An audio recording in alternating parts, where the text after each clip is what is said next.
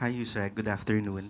Yusek, si Lithuanian Defense Minister Dovile Shakalian ay dumating sa Pilipinas for a 4-day visit. And when we had a chance to interview her, sabi niya po, pinuri niya yung transparency initiative ng Marcos administration sa West Philippine Sea. Sabi niya, the Philippines' documentation and reportage of harassment by China of fishermen can be considered as a gold standard and showed how China is gaslighting you and gaslighting your people. So ano po ang pananaw ng Malacanang sa ganitong papuri ng Lithuanian government?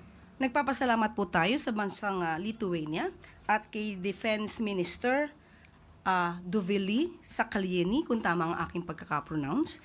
At nakikita po ang ginagawang trabaho ng Pangulo kung paano ba ipagtanggol ng Pangulo at ng administrasyong kasalukuyan ang karapatan ng mga mangingisda natin at iba nating mga kababayan patungkol po dito sa West Philippine Sea.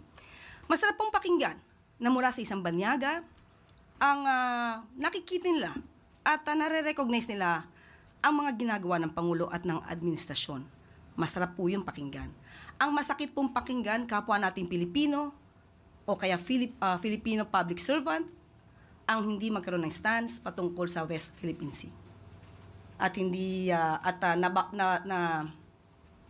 nakokondina pa ang ibang mga ginagawa ng ating Pangulo pagdating sa pagtatanggol sa mga mangingisda at karapatan natin sa West Philippine Sea.